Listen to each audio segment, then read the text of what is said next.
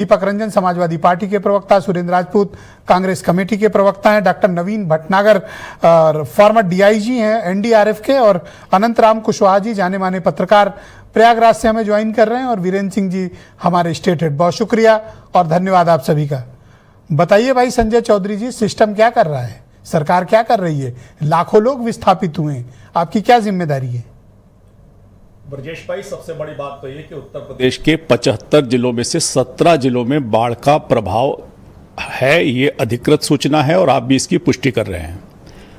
उत्तर प्रदेश के केवल 37 तहसील ऐसी हैं जहां बाढ़ का प्रभाव है और इसमें सरकार काम कर रही है। सबसे बड़ी बात है कि 402 गांव ऐसे हैं कि जहां बाढ़ का प्रभाव है, और सबसे अच्छी बात है कि बाढ़ का सबसे ज्यादा प्रभाव तब होता है जब गांव के आसपास के इलाके में कटान होती है। इन 402 में केवल 22 गांव ऐसे हैं जहां इस बार कटान की स्थिति है। 84,392 सिर्फ 22 गांव प्रभावित हैं। 22 गांव ऐसे हैं जिनमें कटान है। 34 तहसील 22 गांव, 37 तहसील तो तहसील ज्यादा होंगी या गांव कम? एक second, there is some confusion. नहीं, कंफ्यूजन नहीं। 37 तहसील के 402 गांव बताए। यस। और उन 402 गांव में कटान कितने में है? केवल 22 में।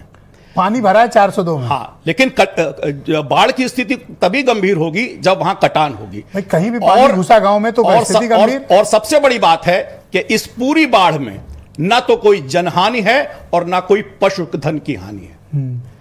और ऐसा सरकारी रिपोर्ट कहती है, जो कल शाम तक की रिपोर्ट मेरे पास है, सरकारी रिपोर्ट। हाँ, जो जनसंख्या इससे प्रभावित है 84,392। और अच्छी बात यह है कि इसमें से जो लोगों को विस्थापित किया गया है वो 17,043 है, और बाढ़ के शरणालयों में लगभग 11,248 लोग पहुंच गए हैं।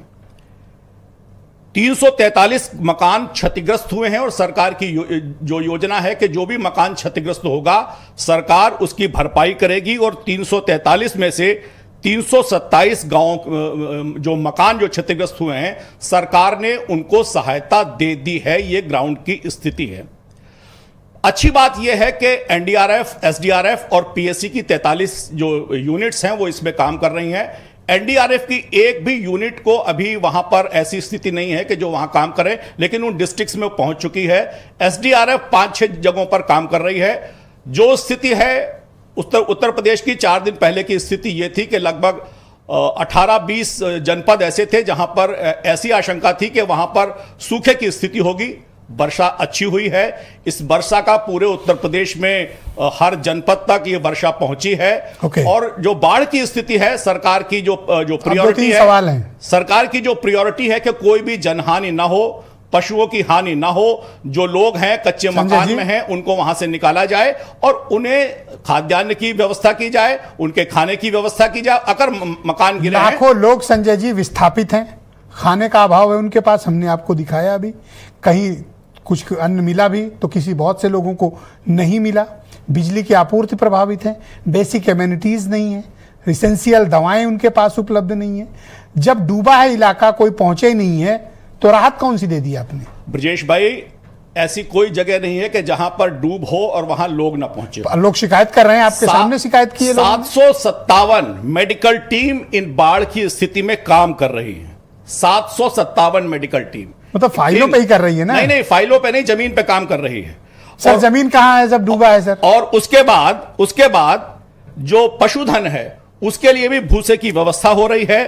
सुरक्षित स्थान डेवलप। नाउ नेक्स्ट क्वेश्चन, आपने कहा था बाढ़ का परमानेंट इलाज कर देंगे, ये तो आपका इलाज हो गया। नहीं, आप तो प्रयाग के रहने वाले हैं ना ब्रजेश जी, आप बताइए कछार के क्षेत्र में बाढ़ आएगी कि नहीं आएगी? सर दारागंज कौन सा कछार है? सलोरी कौन सा अल्लाहपुर कौन सा कछार है सर? सलोरी कौन सा कछार है सर? भाई हर बार आपको नहीं रहा सर उधर। आप कुंभ में जाते होंगे, आपने कहा था आपने पक्का इलाज कर दिया। नहीं, कुंभ में देखिए ऐसा है, पहले तो होता था, अभी आपके टाइम भी हो रहा है। नहीं, देखिए जब भी बारिश होगी बाढ़ आएगी तो प्रयागराज डूबेगा। सरकार की प्रायोरिटी है कि उसमें कोई जनहानि ना हो, उसमें कोई पशु की हानि ना हो, जो लोग हैं उनकी सहायता पहुंचे। सर प्रयागराज कैसे डूबा सर? नहीं, जो लोग हैं वहां सहायता पहुंचे, और जिसकी भी कृषि की भूमि में फसल नष्ट हुई है उसका सर्वे हो, और उसके बाद सर प्रयागराज कैसे डूबा इसकी जिम्मेदारी तय करेंगे?